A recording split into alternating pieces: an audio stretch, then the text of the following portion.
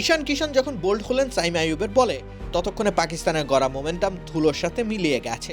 ধুন্দুমার ব্যাটিংয়ে চিরপ্রতিদ্বন্দ্বীদের আত্মবিশ্বাসে চির ধরিয়েছেন ঈশান।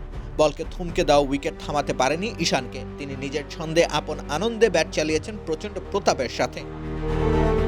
ইনিংসের প্রথম ওভারে অভিষেক শর্মা ফেরেন প্যাভিলিয়নে। সালমান আলী আঘার সারপ্রাইজে ব্যাকফুটে চলে গিয়েছিল টিম ইন্ডিয়া, কিন্তু দলকে কি করে ফ্রন্ট ফুটে আনতে হয় তা ঈশানের বেশ ভালো করেই জানা।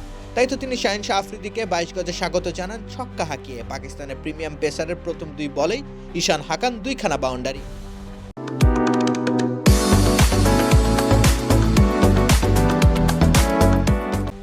অভিষেকের বিদায়ের পর সৃষ্ট চাপকে সেই 2 বাউন্ডারিতে পাকিস্তানের উপর আবার স্থানান্তর করে দেন ঈশান।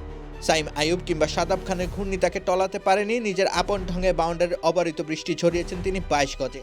40 বলে 77 রানের ইনিংসটিতে 10টি 4 ও 3টি ছক্কা এসেছে ঈশানের ব্যাট থেকে। তিনি রীতিমতো হয়ে উঠেছিলেন অপ্রতিরোধ্য। কিন্তু ভারত পাকিস্তান ম্যাচে স্নায়ু চাপে পায়ের পেশিতে টান লেগে যায় ঈশানের। এরপরও তিনি রিভার্স সুইপে বাউন্ডারি হাঁকান সাইমের বলে, কিন্তু কোথাও না কোথাও ইনজুরি হয়তো একটু বাধার সৃষ্টি করেছে, ঘটিয়েছে মনোযোগের ঘাটতি, আর সেই ফায়দায় তুলে নিয়েছেন সাইম আইয়ুব। ঈশান যখন আউট হন তখন আরেক প্রান্তে দাঁড়িয়ে থাকা তিলক ভার্মার রান ছিল 8 বলে 11।